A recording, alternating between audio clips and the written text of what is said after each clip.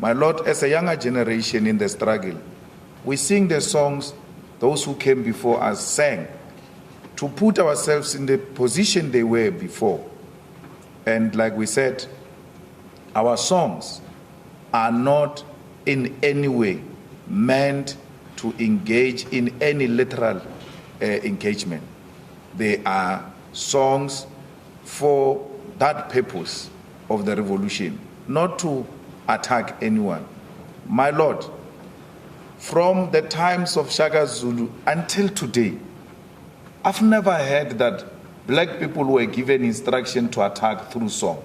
I'm still to wait for example where the masses of our people were given an instruction through song to go and attack. My Lord, the EFF was formed in 2013. This song was sang way before the formation of the EFF. And to say people are being killed because of an EFF song, as if this is in the founding manifesto of the EFF, it's bizarre. It's the claim, this is the interesting thing that you do, because you try and create straw man. You say, it's not our song. We didn't write this song. Peter McCarver sang this song. But you sing it now. Yes. You have embraced this song. It's part of your But you call it EFF song. Is it not an EFF song? It's a struggle song. Is it a song sung by the EFF? My Lord, the EFF cannot expropriate this song without compensation. It belongs to the struggle. It's a struggle song. There is a saying,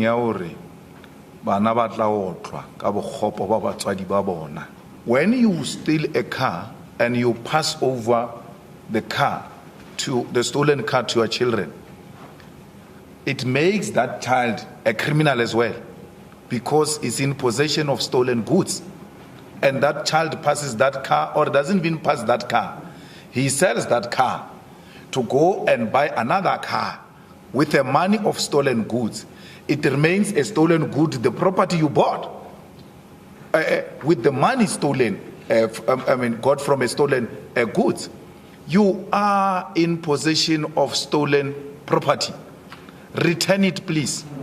Your parents have left you a very bad name, and don't blame it on us.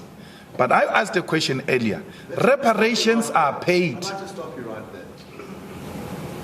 Why I have the name that I have is that my grandparents fled Nazi Germany and sought refuge in South Africa in the 30s to avoid extermination. Now the witness has brought up my name, and I will use the opportunity to respond to I never brought your name. I never brought your name. I've never brought your name. I've never brought Oppenheimer's name. I don't even know his name. I don't know. I've never, my Lord, called him by name. I've always referred to him as you, and I clarified it that I'm referring to a client. When I say your name, I mean them as white people. Your parents have left you a bad name. So that is the context I'm using it. So please, if you are going to be a legal representative, you are going to have to reduce yourself from this case as an individual. Remove your emotions and deal with me as a professional. Because if you are going to come to me as a personal person, individually, I will no longer look at you as a professional. I will decisively deal with you as an individual. I'm going to be president of this country, whether you like it or not. And I will preside over the affairs of this country, including presiding over you. I think you must start adjusting to that reality. The sooner you do that, the less chest pains you'll have when that reality comes. what chest pains would result? Racist chest pains. You know, my Lord, we're sitting here with pain, with trauma, and to be interrogated by people like this, who perpetuate the segregation, who continue to promote racism in this country. It's really unfair. Thousands of children have seen their mothers being tortured. I was young when police walked into my mother's house and she was sleeping. They took off her blankets off. Men, she was not dressed up. She was sleeping. Men took off her blankets. I live with that for the rest of my life, that some strange men came into my house and took off the blankets of my mother to search if she's not a terrorist. We are still a traumatized nation, if you don't know. And that trauma is real. And don't push us to that pain. Because when that day comes, we'll not be scared. I've litigated with AfriForum and Roots before, and they've never brought someone so weak as you. I think they've done the worst disservice to themselves. Let me tell you, every time we say white settlers, white people, white settlers in South Africa, it is in that context. So why would an American who came yesterday, my lord, be a settler? We're talking here about white settlers. Why would a Russian who came yesterday be a settler? You understand very well the context within which we say all white people are racist. It is in relation to the struggle of liberation in South Africa against apartheid system that benefited all white people. So who is a white settler?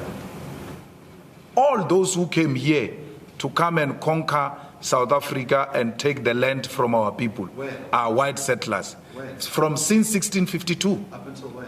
Up until we took our freedom, political freedom in 1994. White settlers, everyone from 1652 up until the time of political power, is that 1994? Yes, 1994. Now I'm asking you about people after that date. Those who inherit the property stolen from us are criminals. So if you come from America with an intention to come and inherit a stolen property, you are a criminal. If it was the case that just one person was going to be influenced to murder someone after hearing you chant, kill the farmer, kill the boer. It's a hypothetical case. If someone was to be influenced in that way, would that be a reason for you not to sing the song? No, not at all. Anyone who engages in the killing of anyone because of my chant will not be influenced by my chant. That person will be driven by criminal mentality. It's an act of crime because my chant is not a command. It's exactly what it is. If I were to give that command, I will give it openly, unashamedly, without hiding my face. So there is no anyone who claims that he got a command through a song. That person will be acting out of their own sheer criminality and not because they've got a political motive. You are a bad lawyer, Shem. It goes without saying. You are a bad lawyer.